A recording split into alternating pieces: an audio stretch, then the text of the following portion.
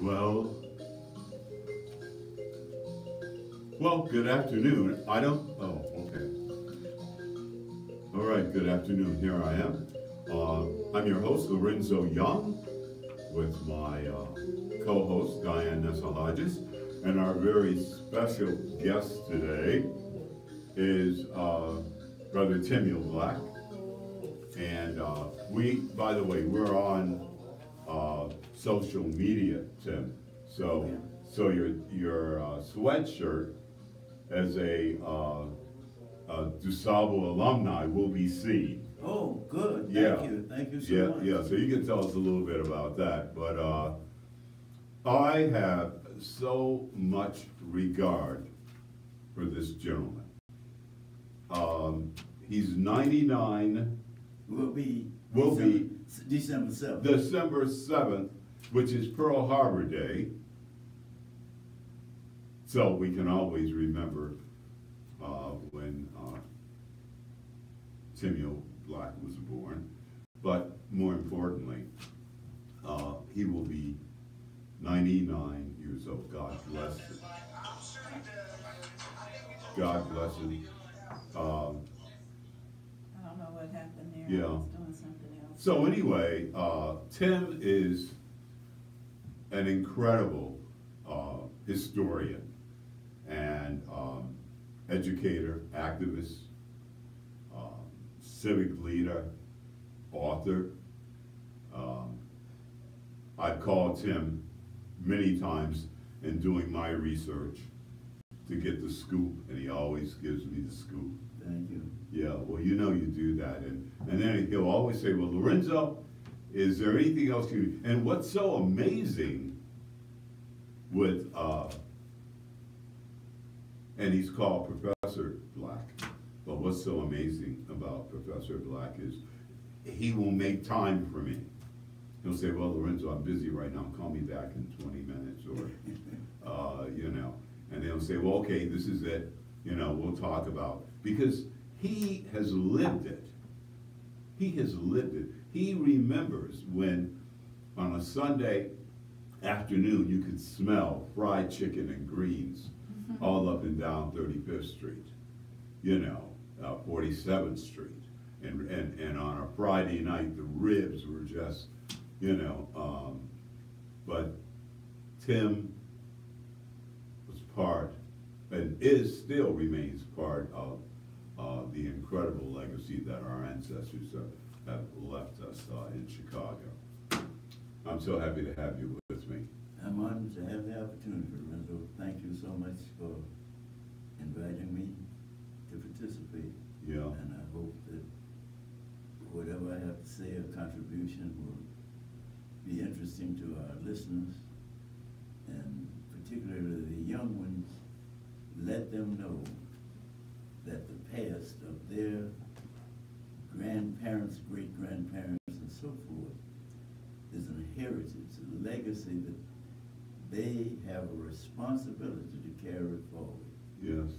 Because in that period of their ancestors, the struggle for survival was even greater than it is today. Yeah. But they had faith, they had a belief. They felt that they had a responsibility to the future. And so the sacrifices that they made so that their later family members could live a better life. Right. The younger people have a responsibility to carry that forward. So thanks for giving me the opportunity to see it. Well, you know, what we're doing is absolutely what is necessary for us to do. And we welcome those of you listening to call in 312-754-4333. Talk with Professor Black, talk with Dianne. You know, one of the things that, in my mind, I imagine during the Great Migration that we don't experience now. Well, maybe we did experience it during the Civil Rights Movement, but I'm imagining during that period, everybody was on the same accord. They were all looking for better housing, better education for their kids, better work. And everybody in Chicago had that opportunity, unlike the South. And they knew that. And so there was a real community spirit that was here. Would you say that, Tim? Well, I'll say that, as you know, there were always people of African descent in Chicago, but not in great numbers. In fact, the first non-native to settle on the banks of what we now call the Chicago River was an African, a man whose mother was Haitian, father was French, and he was reared in that mixed environment, primarily in France. And he came to this area as a fur trader and a trader. He was never a slave. His name in French pronunciation is Jean-Baptiste Point de Sable. We now call it Du Sable. Say that again for us, Tim, for our listeners. His name, how is it said in French? Jean-Baptiste Point de Sable. De Sable. De Sable. And that was a matter of his and others who came early. Mm-hmm. Sometimes the children they fled the South. Yeah. Children of slave masters, and so they had come, and some had never been in slave families. And for example, the late executive director of the Urban League, his family never went in slavery. I'm trying to think of his name right now. Yeah. He's gone now. Oh, and, yeah, I know who you're talking about. Yeah. Not Urban. Yeah, but anyway, we'll keep moving. Yeah, well, we've come to this old man. Yeah. But well, we both are old, even though, you know, you were a history teacher when I was at Hyde Park High School. We're both old men now. I think I can say to most listeners who are listening, looking, that I used to be your age. Keep on going. Keep the faith and keep on going. One day you'll look up and say, oh, I thought that old man was telling me something. I'm here now. I finally made it. And that kind of thing comes not only from physical and all of those qualities that we inherit, but a spirituality of life. Yeah. And in this building where we are now, much of that spirituality was transferred by the ministry that existed in our time. Mm-hmm. So I could go on and on, Lorenzo, but you asking the questions and you... Well, not to worry about Dianne, because believe me, her mind, I know it well, her mind is turning and she'll be there and she will well, you know, when you sit in the presence of someone like yourself, it makes you just be quiet and listen. Yeah. And I say to you young people, all of you young people, because I say I used to be your age. Yeah. Go back and talk with your older relatives, old as they may be, in the 80s and 90s. Mm-hmm. They have a personal history that gives you some idea of what the struggle can be and be so successfully. Okay. And they can tell you stories across race lines, of course, across ethnic lines, all those lines. They lived a life that they remember and would like to share with younger people. Right. Let me say this. I was online looking at information about you, and you were interviewed by an Esther King, and it was called History Catcher, Bridges of Memory. And it says, wherever Timberville Black goes in Bronzeville, people recognize and greet him.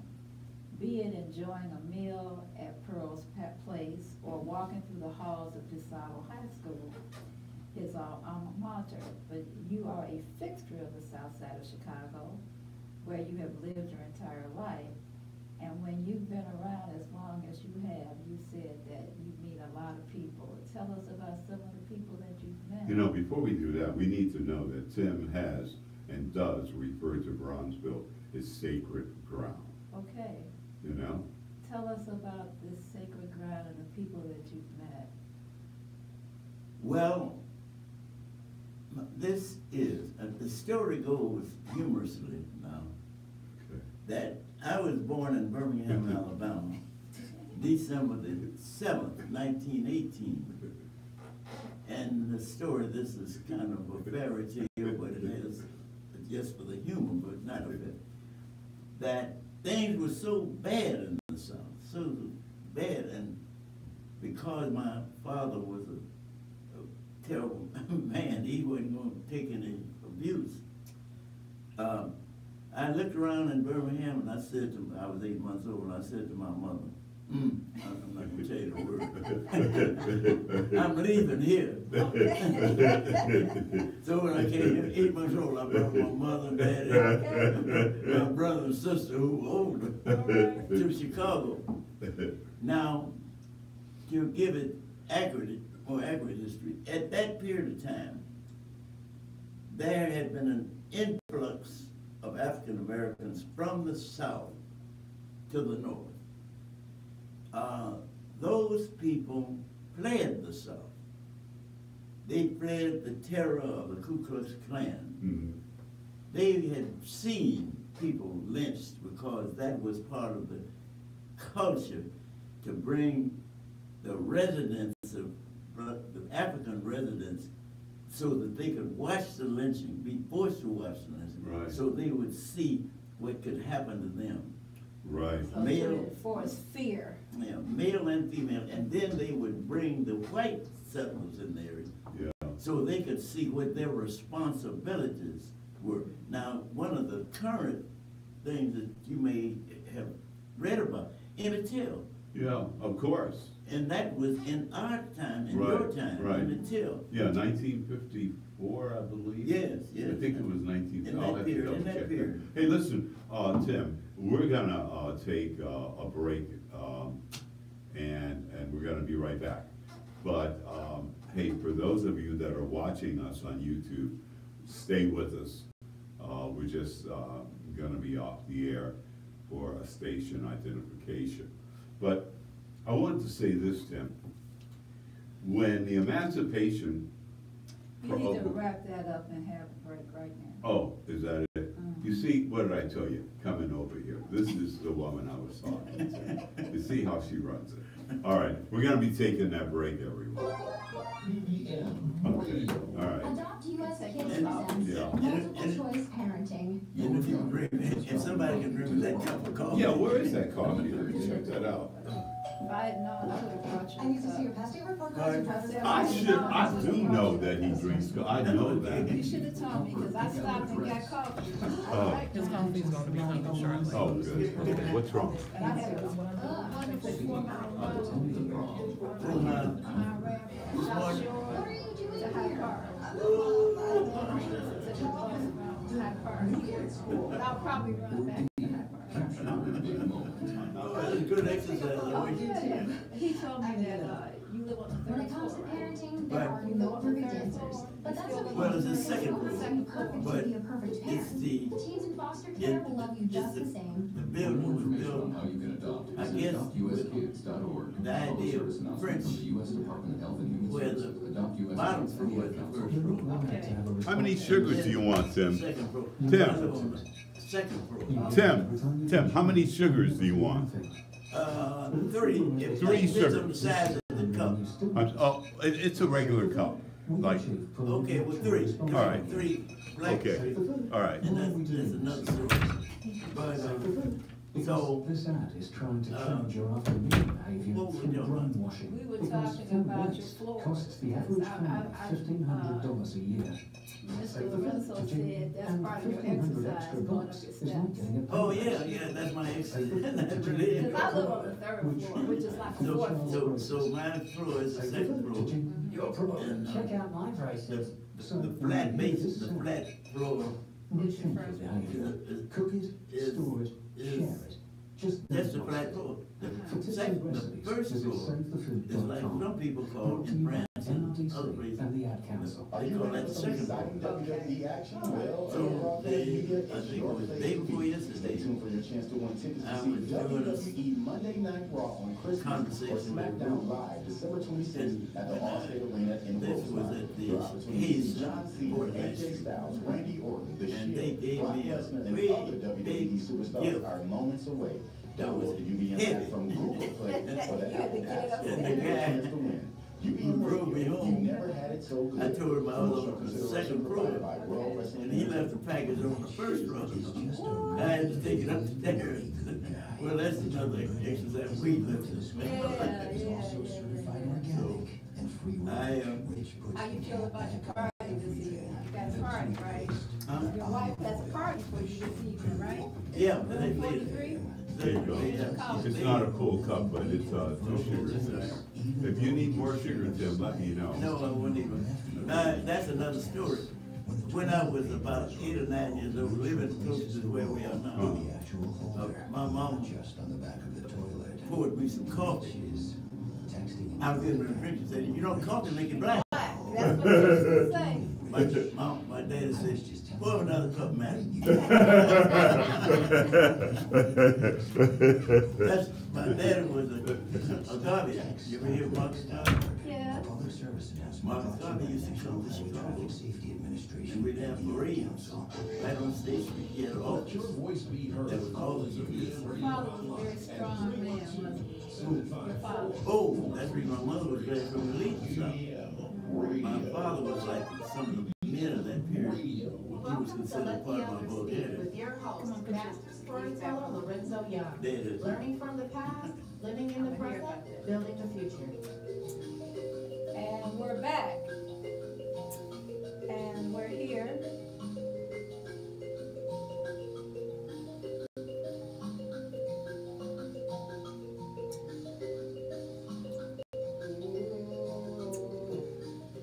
And we're here this afternoon with the Honorable Professor Timuel Black. And he was just sharing with me about his father being a Marcus Garvey activist and how he was glad his mom got them to leave the South because his father was such an activist. She wanted to make sure he stayed alive, right? That's right, that's right, that's right. See, man, he was lucky. Mm-hmm. And one of the reasons he was lucky, and that's a story that a lot of people, one of the reasons he was lucky, because, pardon my vulgarity again, he was get away with things. He would go vote. He was, they would say, leave him alone. He was a white folks nigger. Mm. And my name, my surname, my name, Black, comes from a heritage, a slave heritage, of one of the most liberal Supreme Court justices that we had, Hugo Black. Hugo Black, whatever the reasons, liked my dad for whatever reason and protected him. Now, Hugo Black eventually became one of the most liberal justices in the Supreme Court. But he could not have become a judge in the local unless he belonged to the Ku Klux Klan. That's how things were run there. Huh? That's right. Yeah. But he yeah. retained a spirituality. Yeah. And my dad was one of his protected persons. But my mother was always, because my dad would, my mother said he never told me that, but he would go vote. But since his vote was not that, gonna be that Right, changing. right. Because there weren't but few. Not that black many blacks voting anyway. So they let him because he was Hugo Black's, because he was Hugo. But my mother, when they married, was always afraid because that man was like he was. So in that period of time, my dad, like many others men in that period, women, very few women worked in that period. They were housekeepers. They worked harder than the men because they took care of the house. Right. But they were not the money makers. My dad left the plantation where he was a sharecropper and moved to, well, where he was born, Jacksonville, Alabama, was a small town, like where my mother was born in Florence, Alabama. By the way, Florence, Alabama produced W.C. Handy. That's right. Now, and right. And Oscar De Priest, Yes. who became the first black congressman after Reconstruction. Yeah, right here in Chicago. That's right. Right. Right in this neighborhood. Right, yeah. You know, what's really interesting to me, Tim, is that right after the Emancipation Proclamation, we had the Reconstruction period. Yeah. And things got very, very bad for black people. Right. The chain gangs, the lynchings, Yeah. the Jim Crow. I mean, these were all new techniques. And I suggest to our listeners that go here, I think with Paul Rosen, start working on the chain gang. Right, You know, right. No, Oscar Brown Jr. Yeah, Oscar. Yeah. And at that time, but I guess the parallel that I'm getting to is after Obama, after 8 years of a black administrator. I mean, well, I didn't want to call him because he was more than a president. I mean, he was a statesman. Yeah. Truly a statesman. No in the closet, no, I mean, just he, his family, adorable. And I think he will go down in history as being one of our great leaders. But following him, just as following the Reconstruction, these white folks have turned the table. And they turned the table on us. And now there's an effort to actually strip the country of every solitary effort that Obama made while in office. Because in their culture, Lorenzo, they cannot give any credit to black folks being as competent and more competent. But I tell the story to young people, particularly across racial and ethnic lines and all. I ask them a simple question. When you go shopping, what do you go looking for? And they will fumble around, and eventually one would say, Mr. Black, when I go shopping, I look for the best I can find for the cheapest price. And I said, what do you think the slave traders did when they went out? That's right, that's And right. I say to the black youngsters, now you come from the cream of the crop, because most of those that they went to get, they didn't know the song, but they had the feeling of, before I be your slave, I'll be buried in my grave. But our ancestors, our African ancestors, almost all African Americans are mixed, had the spirituality. I'm so glad the trouble don't last always. Oh my Lord, what must I do? And they carried that spirituality and transferred it to generations. The generation of my parents and grandparents. And so they also carried that independence of feeling. And so many fled the South. The Civil War would not have been won had Frederick Douglass not told Lincoln, free the slaves and win the war, because the Confederate Army was winning at that moment. Right. And these black young men put their lives on the line because they felt that that was the price they had to pay to free their freedom. The freedom. Yeah. And so, in the first Great Migration, there were two great migrations. One that came during and right after World War I. And that was when my family came to Chicago. So that would have been the 1914. Yeah, up to the beginning and into part of the 20s. Into the part of the World War II. Yeah, well, World War II was 40s. Yeah, well, the 40s, yeah, that's right. Yeah. Now, that group, generally speaking, fled the South, and fled for three basic reasons. One, to be able to fight back if they were attacked and get some freedom.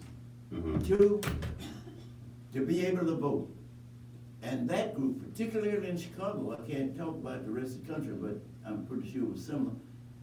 The first migration, they outvoted the immigrant population on a percentage basis. And three, to get a quality education for their children. And most of the people in my generation, that first product of the first, most of us who could read, write, and count, by the way, because most of the first great migration had lived in urban areas of the South. Though they had lived in urban. My father worked in the steel mills and the coal mines right outside of Birmingham, and that was typical. And for those, and encouraged by producer of the Chicago Defender, Robert Sinstack Abbott. Yeah, Robert Abbott. And also because there was a need for cheap labor, the manufacturers and the industrialists sent agents south. And Robert Abbott, he wasn't kin with them, but he sent agents south with the Pullman porters. Okay. They would carry the papers and leave the paper, and then the paper would get read 4 or 5 times. Come north, young man, and talk about the beauty of Chicago. Right. Now, so that at one period in the South, if you were caught reading a Chicago Defender, you'd have trouble on your hands. That's right. And even in Chicago. So when they got to Chicago, there were relatives or friends who were already here who met them at the 12th Street station, or at the Greyhound bus station, which is near the 12th. Right. And they were instructed on how to behave in the North. Right. Don't spit on the sidewalk. Right. If you're reading the Defender, put it in front of the Chicago Defender so nobody will. Yeah, sometimes put it in. And if you go into work, don't wear your overall. Dress up. Right. And look. I've seen some of those articles in the Chicago Defender where Robert Sinstack Abbott really was laying down the behavioral modification for urbanism, becoming urban in Chicago, because a lot of these folks came up here, their kids were barefoot, and Pullman porters were instrumental in pooling their money together to get a family on a train. Well, Chicago at that time was the center of that kind of transportation. Well, the Illinois Central ran from, I think, Wisconsin all the way down to New Orleans. And then it just had all these points in the South, but it was the main line. And the Panama Express, I guess, which ran from Chicago to New Orleans. And, but at any rate, that was the main source. The highways were the other source of travel and walking. I mean, but people were headed north. They were fleeing Yeah. south. Yeah. And as I said, they were not necessarily economically. The house where I was born in 1919, in 1918, Yeah. it was a frame house, but it was well built.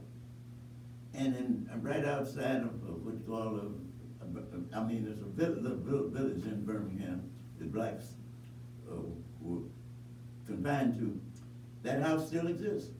And the grandchildren of my parents, of my mother particularly, they're returning south. Now more blacks are returning south. Yeah, that's that's the phenomenon now. Yeah. Folks are going back south. Yeah. And so some of their parents and right. grandparents Because never sold the property. a lot of people just left their property. They did. That was what my You know, mother I mean, if did. they couldn't get a sale on the property, they didn't waste any time.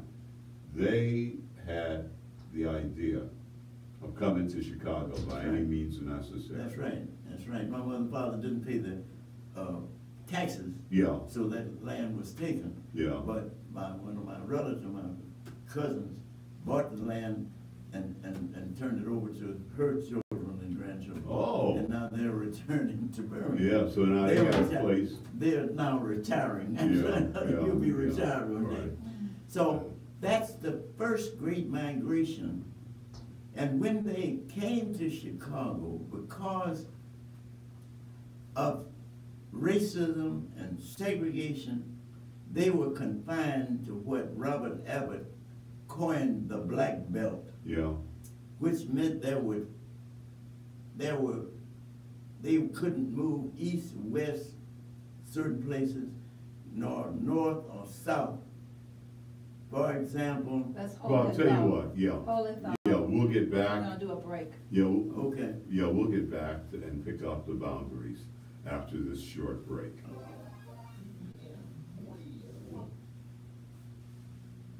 It's very important to understand that confinement. Listen and imagine. Take care of your things.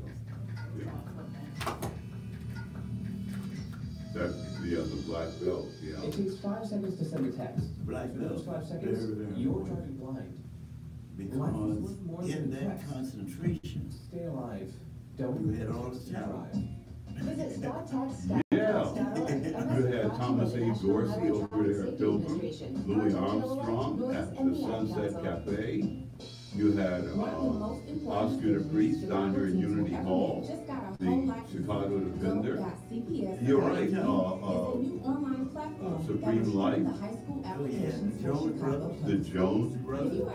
Did I tell you I found out that my granddaddy, Lorenzo Shoe, had a policy rate in the back of his store? He was making good money. They bought me a piano. I was his first, I'm the only grandson that he ever saw.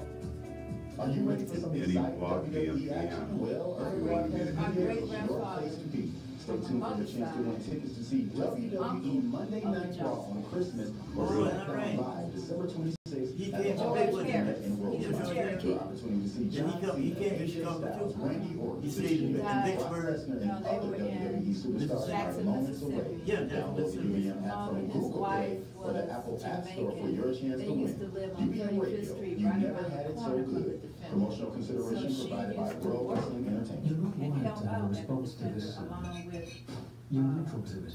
Robinson. You hear it fighting every time you right finish a first. meal and never feel That anything. was my great But if grandmother's we were first able to cousin. associate this sound with Jack a new Robinson. stimulus, Is that right? save the food, we achieve And then perfect my natural cousin, response from Mama you. Lahari, Save the food. he used Why to are we work doing with the this, you may Defender. ask? He was the first Save the person food. kind of Because like this working ad with is the trying to union. change He your was also after-meal a behavior photographer, through Rob brainwashing. Lahari. Because food He was a waste photographer. costs the average family And then he $1,500 a worked year. in Trinity. Save the food to do. So I had 1,500 extra bucks is like to a work with my Save the sink food to do. stack. You're promoted. That's how I found out For your that child's I had braces. relatives that used Save to the help food with to the do. Defender. You're promoted. Because I don't have a lot of background So of when my you hear family. this sound, But I remember them talking rethink your about the behavior. Jones. Cookies storage, and You sharing. ain't want to. Those were- No. This is For going tips to and YouTube. recipes, visit SaveTheFeed.com. I just thought I'd say. And they were not poor. NBC. Right, they had South Center. So let the elders speak. When you're Oh, host, it's not now okay. it's We'll come back. Lorenzo And that's how some, Learning from the Come over past, here, living in the right present, here. building They the Yeah, I created want their to, own I want to see. thing right down the street from us. All right, Tim, put it on. Okay. Hey, we left off talking about the boundaries of the black belt. We're gonna get back to that, but I got a guest that I really want to introduce to our listeners. Parnell Graham, the PT Private Car Service. And this young brother, come on, man, say something to everybody.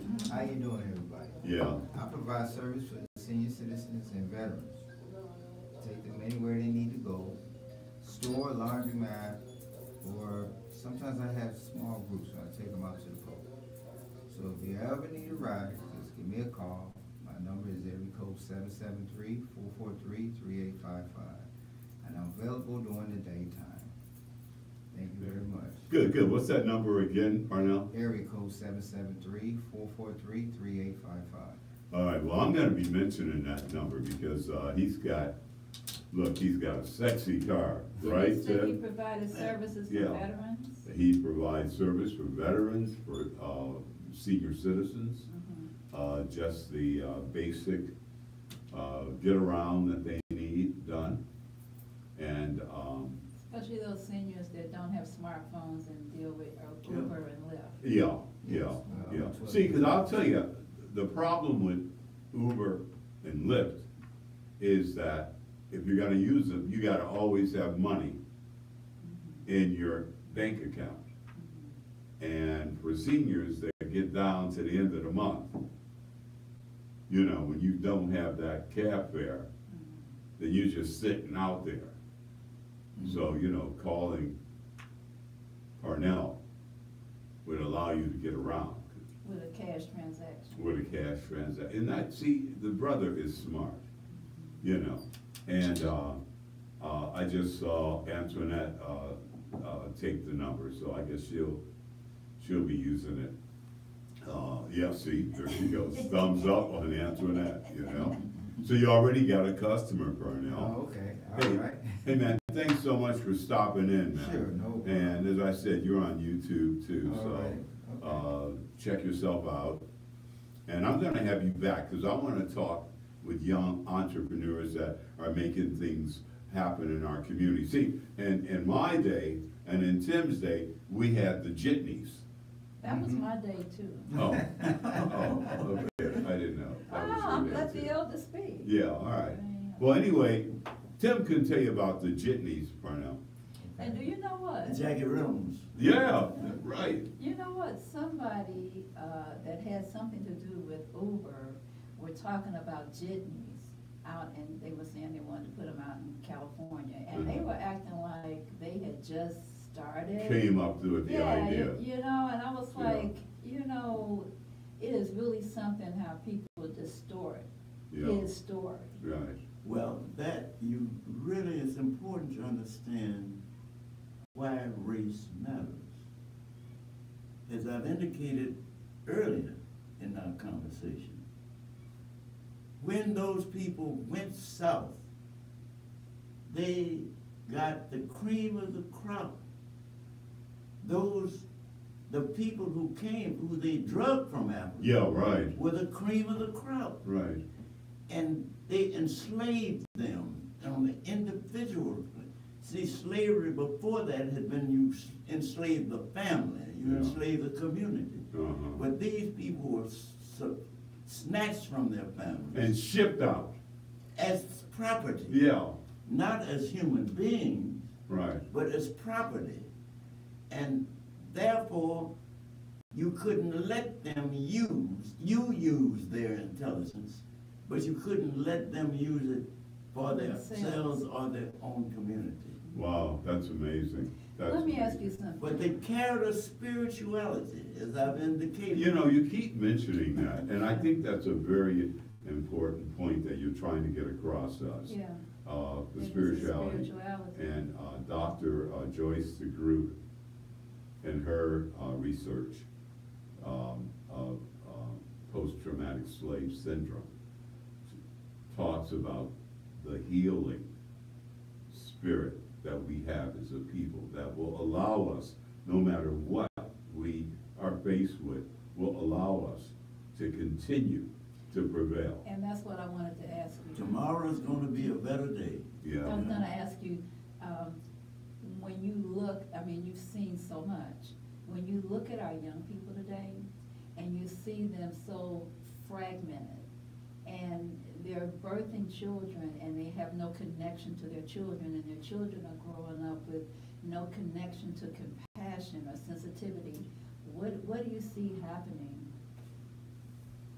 As those children, and those are generally the children, and see, there were two great migrations. One fled the South. The second, coming during World War II, were pushed off the land without having the opportunity to learn how to read, write. They could count sometimes, Yeah. but they could not read or write. Yeah. They were pushed off the land by the creation of new agricultural technology. They were no longer needed. A cotton picker could pick more cotton in a day than 100. Now, where were those others to go? They heard that there were jobs in the North, and there were temporarily for unskilled workers. See, the first great migration, they were at least semi-skilled. Yeah. And they had they fled the South for those Right. three reasons Yeah. that I have indicated. Yeah. The others were pushed off the land, and in desperation, they came north, Yeah. and they heard there were jobs. Now, let me insert another thing into the conversation. Prior to the confinement, the Black Belt, we were confined to a space roughly from 26 on the north, eventually to the 67th on the south, from the west end of Cottage Grove on the east to the east of what we now call the Dan Ryan Expressway. Yeah. West of Dan Ryan Yeah. Expressway. And our population density was 4 times that of the adjoining whites. 84,000 in the Black Belt, 23 or 21,000 in the adjoining communities. And that was, and that adjoining community was also filled with immigrants coming. Basically Irish, Yeah, well, Bridgeport. they were immigrants, but they lived in Bridgeport, and they could move. They weren't confined Okay, in the yeah, same right, way. okay. We were You confined. better not Yeah. cross that track. That's right. Right. Or you would go to jail Yeah. or something, unless you were. Now, in that confinement, however, there was unity. We had unity because of the ambitions of the people, and that in that first great migration, because they lived in urban areas, they seldom had more than 3 children. Mhm. My mama would say, children cost money. Somebody, how they gonna pay for them? Yeah. Unlike the South. In the yeah. South, where they were in the rural, Right. they were producers. Right. And now all of a sudden, they are in the North without skills, the social or the social skills. Yeah. Another thing happens in that period. In the late 1930s and 40s, Mr. Carl Hansberry, the father of Lorraine Hansberry, carried a case. He was a businessman. Right. Who had made his money, by the way. He took a case, had a white man friend buy a piece of property in northeast Woodlawn, roughly 63rd on the south, Park on the north, Yeah. and On roads. and Cottage Grove. Yeah. that was still So, segregated. yeah, that's right. Now, southeast Woodlawn was always integrated with middle-class, white-collar blacks, Right, blue-collar right, whites, right, but they got along. right, But they could not, I mean, the blacks could not cross the line, the barrier line. yeah. Mr. Hansberry took that case. Hansberry versus Lee. Lee, yeah. Hansberry versus Lee. Yeah. And people like my parents and so crowded, we moved into the new neighborhood. Yeah, Now, after coming out of the army in this congested New York, we had the GI Bill of Rights, which gave us certain economic privileges. right, Buy a And house. then we had been living with mom and daddy, but now we began to get married. right, And, and Mr. Hansberry took another case, Shelley versus Kramer, in 1949 or 50. Now, in that first case, the justice who rendered that Mr. Hansberry's rights had been violated was this man, Hugo Black. Really? He read the majority decision. Oh, And I tell my Jewish friends, the judge in Chicago who had said Mr. Hansberry's rights had not been violated was a Jewish University of Chicago yeah. law graduate. Right.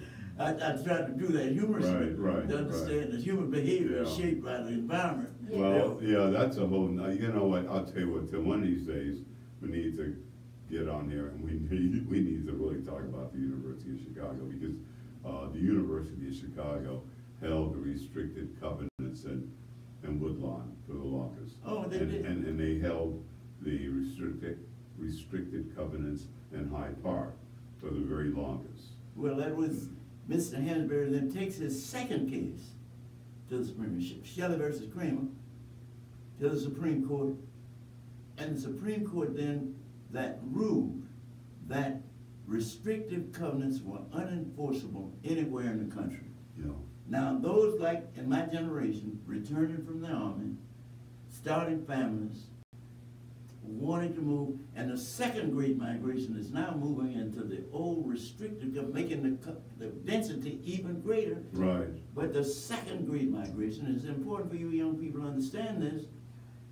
Culturally, we're different. In the old system, we controlled our community, the economic, we created parallel. Right, that dollar kept spinning around and around in the neighborhood, The right. dollar turned around. I never Right. worked outside the black belt till I went to Right. college. Yeah, and most of us, you know what? There's our time. Look how we run out of time. You gotta come back next week. Yeah, well, I don't know if you can come back next week, but, cause we got folks next week. Oh, yeah. But Timuel Black, historian, activist, author, artist, mentor. I have enjoyed you. Today we're leaving here. I'm taking him to room 43. And I guess that's it. Bye-bye. Wrap it up. But I just feel an obligation